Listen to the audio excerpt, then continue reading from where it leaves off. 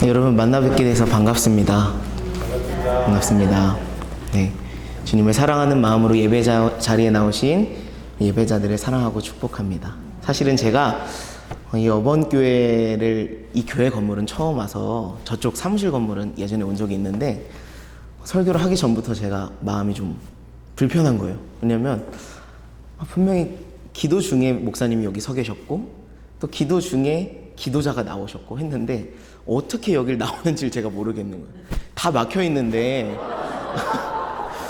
어떻게 여기를 나올 수 있을까.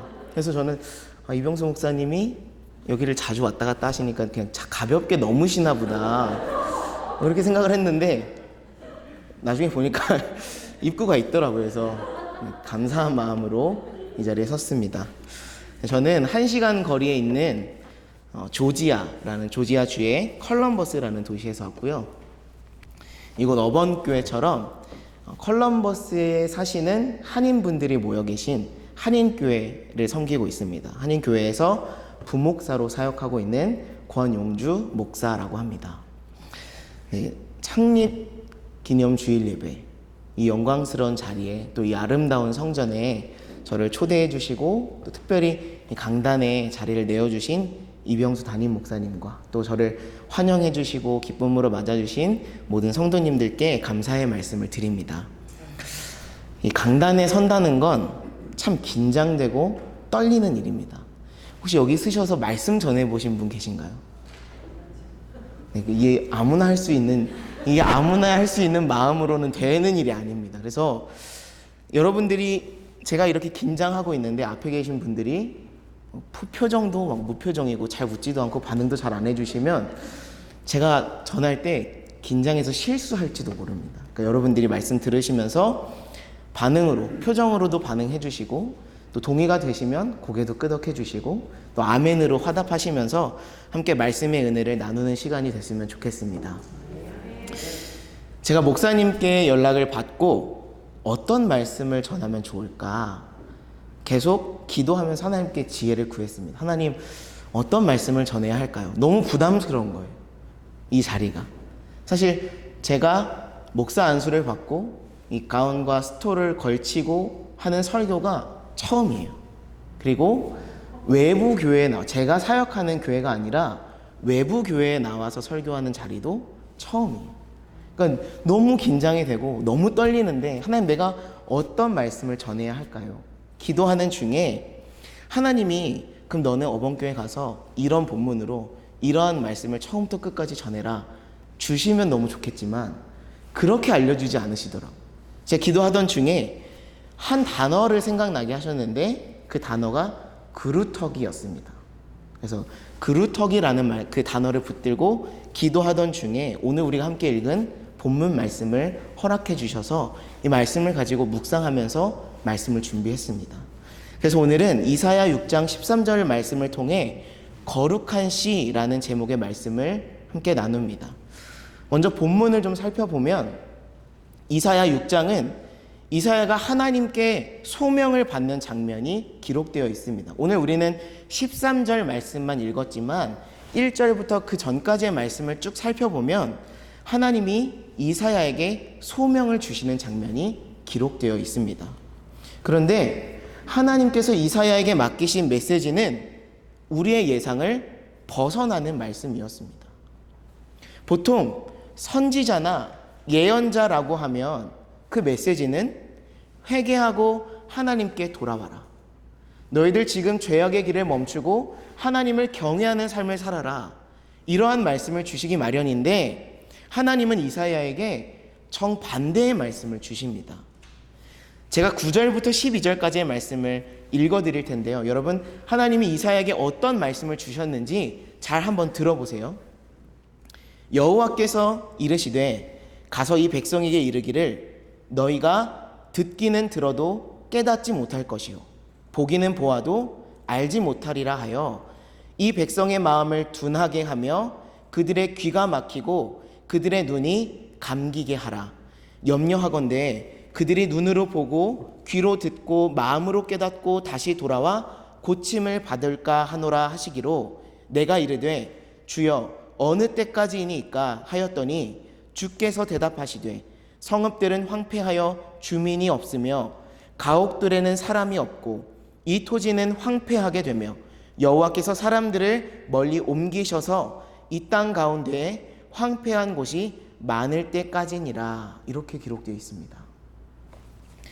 여러분, 사랑과 회복의 말씀이 아니라 두려운 심판의 말씀이 이사야에게 주어졌습니다. 오히려 그들이 돌아올 것을 염려하시는 하나님의 마음이 본문 가운데 기록되어 있습니다. 여러분, 우리 가운데 있는 죄는 완전히 사라져야 합니다. 중간에 깨닫고 회개했다 치는 것은 하나님 앞에서 용납되지 않습니다. 감정적으로, 내 기분적으로 나는 죄사함 받은 것 같아, 내가 깨달았으니 하나님은 나를 용서하신 것 같아 라고 느끼는 것과 정말 내가 모든 죄를 하나님 앞에 쏟아내고 회개하는 것은 다른 것입니다. 하나님은 우리 죄가 완전히 깨지고 무너지고 불태워지기를 바라십니다. 심판의 내용은 어떻습니까? 하나님의 말씀을 들어도 깨닫지 못하고 보아도 알지 못할 것이라고 기록합니다. 여러분, 이게 얼마나 두려운 말씀입니까? 하나님의 말씀을 가지고 있어도 하나님의 뜻을 깨닫지 못하는 것. 하지만 더 큰 문제는 기간입니다. 보통 고통이, 어려움이 언제 끝나는지를 알면 그만큼만 인내하면 되니까 버틸 힘과 소망이 있습니다. 여러분, 제가 어떻게 보이십니까? 학창시절에 공부를 잘했을까요? 못했을까요? 왜 웃으시죠? 왜 웃으시죠? 제가 학창시절 때 매도 많이 맞았고 혼나기도 많이 혼났고 벌도 많이 섰습니다. 그럼에도 불구하고 저에게 소망이 있었습니다. 왜냐하면 매를 맞을 때 선생님이 뭐라고 얘기하냐면 몇 대 맞을 거야? 물어보십니다. 10대면 10대, 20대면 20대 말씀드리고 그만큼만 맞으면 매가 끝납니다. 매가 아니라 벌을 쓰면 그 수업 시간만큼만 버티면 이 벌이 끝납니다. 그러니까 매를 맞든 벌을 쓰든 나에겐 소망이 있습니다. 이 시간만 끝나면, 이만큼만 맞으면 고통이 끝나니까 그걸 가지고 버팁니다. 그러나 끝을 알 수 없는 고난과 어려움을 마주했을 때 우리는 더 낙심하고 소망을 잃어버립니다. 도대체 언제 끝날 것인가? 본문 가운데는 땅의 대부분이 황폐하게 되기까지라는 말씀을 기록하고 있습니다. 여러분, 이 표현은 땅이 정말 황폐하게 되기까지 5년이든 10년이든 50년이든 그 기간이 계속된다는 것입니다. 그러나 우리 하나님은 그렇게 무자비하고 대책 없는 분이 아닙니다. 제가 오늘 본문 13절 말씀을 다시 한번 읽어드립니다.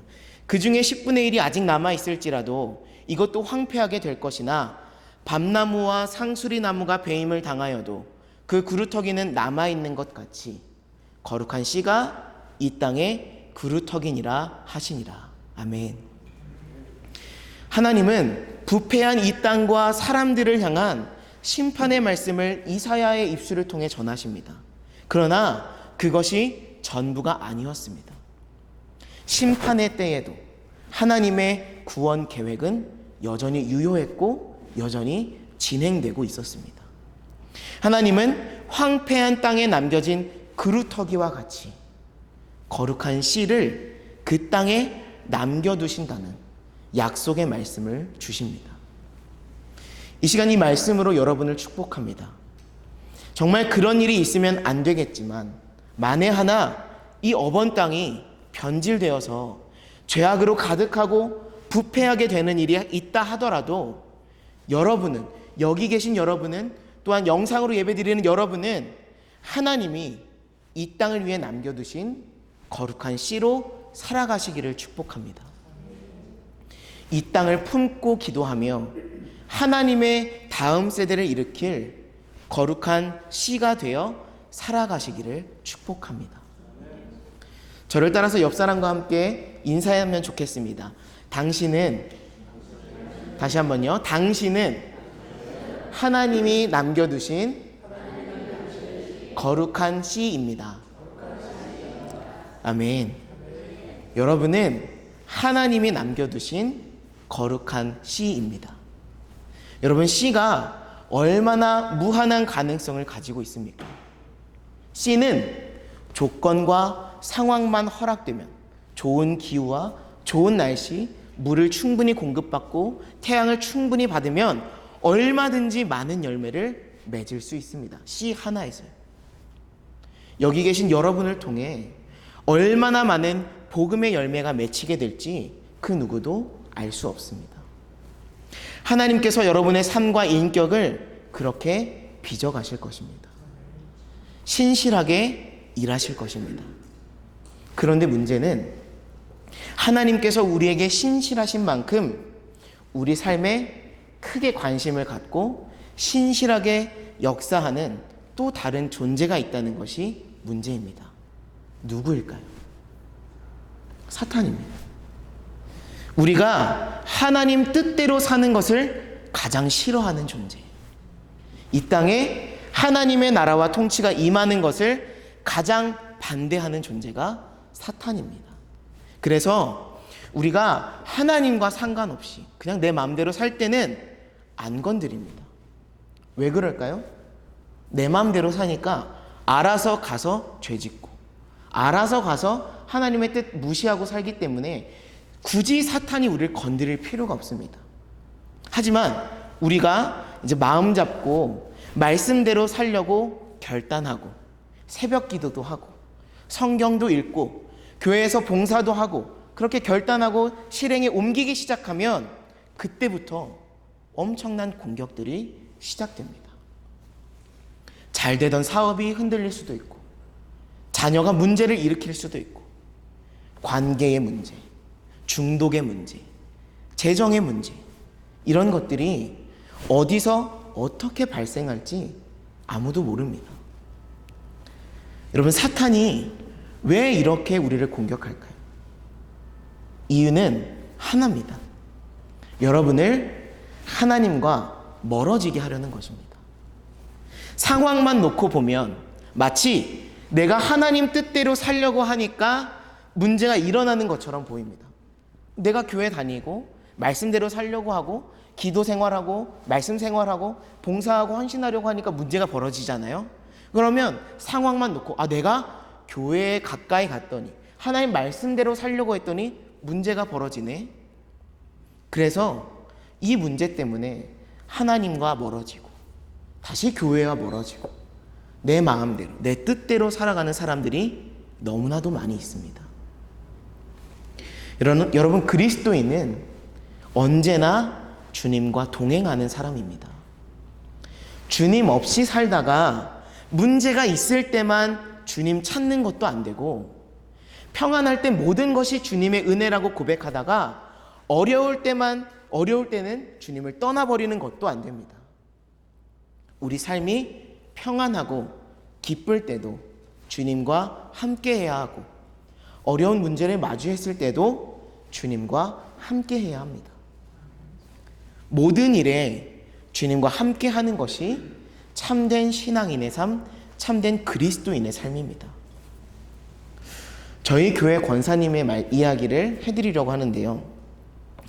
제가 말씀을 준비하던 중에 권사님들을 모시고 애틀랜타에 다녀오는 교회 일정이 있었습니다. 근데 그 차에서 한 권사님이 저한테 이런 말씀을 하시더라고요. 권사님 댁에 그 메일박스 앞에 보면 아주 예쁜 꽃을 심어 놓으셨대요. 꽤 오래전에 심었는데 이게 자리를 너무 잘 잡아서 계절에 따라 꽃이 피고 지고를 반복했다고 합니다. 근데 어떤 꽃인지도 몰라요. 근데 그 꽃이 너무너무 예뻐서 권사님도 그 꽃을 볼 때마다 너무 예쁘다, 기분 좋다 이렇게 생각하셨고 주변에 사는 이웃들도 저 꽃 정말 예쁘다, 너무 잘 심었다, 참 좋겠다 이런 얘기를 너무 많이 하셨대요. 근데 하루는 보니까 누가 그 꽃이 탐이 났는지 그걸 다 뽑아가 버린 거예요. 근데 얼마나 속이 상하셨는지 권사님이 근데 누가 그랬는지도 알 길이 없고 어떤 꽃인지도 알 수 없고 다시 살 수도 없는 거예요. 근데 그렇게 아쉬운 마음을 가지고 그 자리를 이렇게 정리하고 계셨는데 자세히 보니까 한쪽 구석에 그 보일랑말랑할 정도로 꽃의 뿌리가 남아 있었다고 합니다. 그래서 이 권사님이 조금 남아있는 그 꽃에 물도 주고 아주 온갖 지극정성으로 잘 가꾸셔서 지금 예전만큼은 아니지만 그 꽃이 조금씩 자라고 있다는 얘기를 저에게 하시더라고요. 여러분, 제가 이 말씀을 왜 드릴까요? 조지아에 오시면 꽃 구경하시라고 제가 여러분께 말씀드릴까요? 제가 이 말씀을 듣는데 저에게는 마치 이 꽃이 어번교회 성도님들 같다는 생각이 들었습니다. 왜냐하면 제가 이 어번교회 말씀을 계속 묵상하고 준비하던 기간에 다녀왔기 때문에 저는 뭘 들어도 뭘 봐도 어번교회에 어떻게 적용할 수 있을까를 고민하고 있었는데 그 꽃이 어번교회 성도님들 같다라는 생각이 들었습니다. 그리고 그 꽃을 훔쳐간 사람은 사탄같이 느껴졌고 그 꽃을 다시 가꾸셨던 권사님은 하나님처럼 느껴졌습니다. 여러분, 우리가 하나님의 말씀대로 바르게 예배드리고 서로 사랑하고 섬기고 삶의 자리에 나아가서도 정직하게 살고 성실하게 살아간다면 그런 우리의 삶은 이 꽃처럼 모두에게 아름답고 기쁨이 되는 삶일 것입니다. 그런데 사탄은 그런 우리 삶을 너무 싫어합니다. 그래서 어떻게든 삶을 무너뜨리고 방해하려고 안간힘을 씁니다. 그래서 어떨 때는 아예 우리 삶을 송두리째 쥐고 흔들고 뿌리를 뽑아버리려고 할 수도 있습니다. 그러나 이 말씀 가운데 있었던 구석에 남아있었던 그 작은 뿌리, 오늘 본문으로 말씀드리면 이 땅에 남아있는 거룩한 씨, 그 뿌리가, 그 씨앗이 우리가 다시 주님 안에서 일어설 수 있는 근거가 됩니다. 저와 여러분이 그 뿌리가 되고 그 씨앗이 되어서 그리스도라는 반석 위에 서 있으면 저와 여러분을 통해 다시 하나님의 역사가 이 땅 가운데서 시작될 것입니다. 정리해보면 하나님이 우리를 이 땅의 거룩한 씨로 남겨두셨습니다. 우리는 그 은혜에 합당한 하나님이 기대하시는 삶을 살아야 합니다. 사탄의 어떠한 방해와 공격이 있어도 끝까지 인내하며 신앙을 지켜내야 합니다. 그렇다면 여러분, 저와 여러분은 구체적으로 어떤 삶을 살아야 할까요? 하나님이 우리를 이 땅에 거룩한 씨로 남겨두신 그 목적은 무엇일까요? 그 이유를 알기 위해서 우리는 교회가 무엇인지를 알아야 합니다. 기본적으로 교회는 예배 공동체입니다.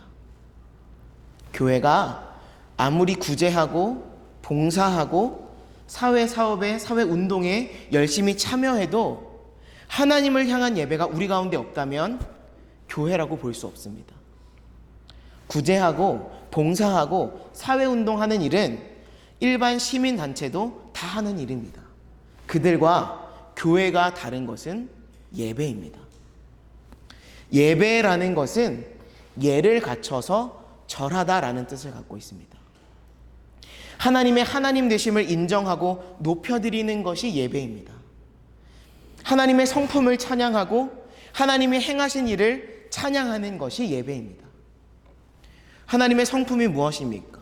거룩하심과 공의와 전능하심과 신실하심, 동행하심과 또 하나님께서 우리에게 행하신 한없는 은혜와 그분의 사랑과 십자가의 대속과 부활의 소망을 품게 하심과 같이 하나님께서 우리 가운데 행하신 모든 일을 기억하며 찬양하는 것이 바로 예배입니다. 예배의 대상은 오직 하나님 한 분밖에 없습니다. 그런데 우리가 매주 예배한다고 이야기는 하면서 단 한 번도 하나님의 음성을 듣지 못하고 단 한 번도 예배를 통해 하나님의 마음을 깨닫지 못하고 한 번도 하나님을 만난 적이 없다면 우리는 우리의 예배를 점검해 봐야 합니다. 우리의 예배가 어디를 향하고 있는가? 하나님은 예배를 통해 우리와 만나기를 원하십니다. 친밀하게 교제하기를 원하시고 유일한 사랑의 대상이 되기를 원하십니다. 그래서 주님은 저와 여러분을 신부라고 부르십니다. 마치 신랑과 신부가 서로만 사랑하는 것처럼 주님은 우리와 그렇게 사랑하고 만나기를 원하십니다. 하나님은 친히 우리가 하나님과 만날 수 있는 방법을 알려주셨습니다. 예레미야 29장 11절부터 13절 말씀을 제가 읽어드리겠습니다. 여러분을 향한 하나님의 마음입니다. 잘 들어보세요. 여호와의 말씀이니라. 너희를 향한 나의 생각을 내가 아나니 평안이요 재앙이 아니니라. 너희에게 미래와 희망을 주는 것이니라. 너희가 내게 부르짖으며 내게 와서 기도하면 내가 너희들의 기도를 들을 것이요 너희가 온 마음으로 나를 구하면 나를 찾을 것이요 나를 만나리라. 아멘. 저와 여러분을 향한 하나님의 마음과 생각은 어떻게 하면 괴롭게 하고 어떻게 하면 불편하게 만들고 어떻게 하면 나를 위해서 좀 부지런 떨고 불편하게 만들 수 있을까? 이것이 하나님의 마음이 아니라 평안이고 하나님께서 우리들에게 미래와 희망을 주기 원하십니다. 우리가 하나님을 온 마음으로 찾고 구하면 하나님 우리를 만나 주십니다. 바라기는 하나님이 세우신 이 어번교회에서 예배가 드려질 때마다 온 마음으로 하나님을 구하고 찾는 시간이 되시길 바랍니다. 그래서 날마다 하나님을 만나고 하나님을 더욱 사랑하게 되는 은혜가 이 교회 가운데 있기를 소망합니다. 교회는 하나님과 함께하는 예배 공동체임에도 불구하고 오늘날의 교회는 사회로부터 외면당하거나 손가락질 당하는 안타까운 현실을 마주하고 있습니다. 왜요? 우리는 그저 하나님을 만나는 예배를 드리면 그게 그만인데 왜 우리가 사회로부터 손가락질 당하고 비난의 목소리를 들어야 합니까? 원래부터 교회가 이랬나? 생각해보면 그렇지도 않습니다. 언제부턴가 교회가 교회답지 않아서 교회다움을 잃어버렸기 때문에, 다른 말로 표현하면 교회가 그리스도와 전혀 상관없는 삶을 살아가기 때문에 사회적으로 비난을 받고 목소리를 듣는 것입니다. 여러분, 세상은 하나님 잘 모릅니다. 예수님도 잘 몰라요. 당연히 교회가 어떤 곳인지도 정확히 모릅니다. 단지 세상이, 불신자들이 아는 건 예수 믿는 사람입니다. 날마다 우리와 몸 부대끼고 일터에서 만나는, 가정에서 만나는 예수 믿는다는 사람, 세상이 보는 건 우리 그리스도인입니다. 예수 믿는다는 사람들이 세상 가운데서 안 믿는 사람과 전혀 구별되지 않게 살아가니까 불신자들은 예수님에 대하여, 하나님에 대하여, 교회에 대하여 오해할 수밖에 없는 상황이 발생하고 마는 것입니다. 에베소서 1장 23절은 교회를 그리스도의 몸이라고 표현합니다. 교회의 모습이 그리스도의 모습을 나타낸다는 것입니다. 우리의 삶이 예수님의 모습을 보여주고 우리의 삶이 교회가 어떤 곳인지를 세상 가운데 보여주는 것입니다. 고린도 후서는 우리 성도들을 향해 그리스도의 향기요 그리스도의 편지라고 기록하고 있습니다. 하나님이 우리를 이 땅에 거룩한 씨로 남겨두신 이유는 세상에 주님을 전하는 향기와 편지로 살아가게 하시려는 것입니다. 참된 예수님의 모습, 참된 하나님은 어떤 분인가, 참된 교회는 어떤 곳인가, 그것을 우리를 통해 드러내고 나타내는 증인으로 우리를 부르시고 이곳에 세워주신 것입니다. 하나님은 우리 모두의 삶을 통해 정말 믿는 자는 세상과 어떻게 구별되어 사는지, 예수 그리스도가 주인 되시는 삶은 무엇이 다른 삶인지, 하나님을 예배하는 예배 공동체는 어떻게 모임을 갖고 어떤 성격을 지니고 있는지, 세상 한가운데서 그 모든 것을 드러내고 보여주는 증인의 삶을 살기를 원하십니다. 사랑하는 성도 여러분, 이 땅에 하나님이 남겨두신 거룩한 씨로 살아가시기를 축복합니다. 어떠한 어려움을 마주해도 끝까지 인내하는 믿음의 삶을 살아가시기를 소망합니다. 그래서 지금까지 이어온 이 14년 동안 이 교회를 지켜주신 하나님의 은혜와 평강과 사랑이 여기서 끝나는 것이 아니라 이 믿음의 유산이 후대에도 계속 전해져서 주님을 참되고 바르게 예배하는 어번교회로, 주님을 나타내고 증거하는 증인이 넘쳐나는 어번교회로 쓰임받는 은혜가 있으시기를 주님의 이름으로 소망하며 축복합니다. 기도하겠습니다. 사랑의 하나님, 감사합니다. 지난 14년 동안 어번교회를 지켜주시고 오늘 이 자리까지 인도해 주심에 감사합니다. 하나님께서 우리를 세우시고 오늘에까지 있게 하신 이유는 우리를 이 땅 가운데 거룩한 씨로 주님을 나타내는 증인으로 살아가게 하심임을 말씀을 통해 깨닫게 하시니 감사합니다.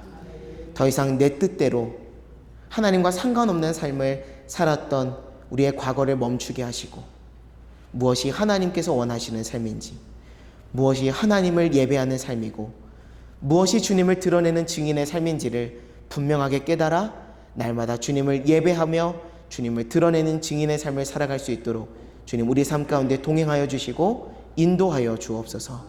하나님, 언제나 이 마음 변치 않게 하시고 부족하고 연약한 우리의 마음과 결단 의지하는 것이 아니라 내 마음 가운데 동행하시며 자정하셔서 내 삶을 이끌어 주시는 성령 하나님께 언제나 순종하는 삶을 살아갈 수 있도록 주님 인도하여 주옵소서. 우리와 함께 하실 주님을 기대하며 예수님의 이름으로 기도합니다. 아멘.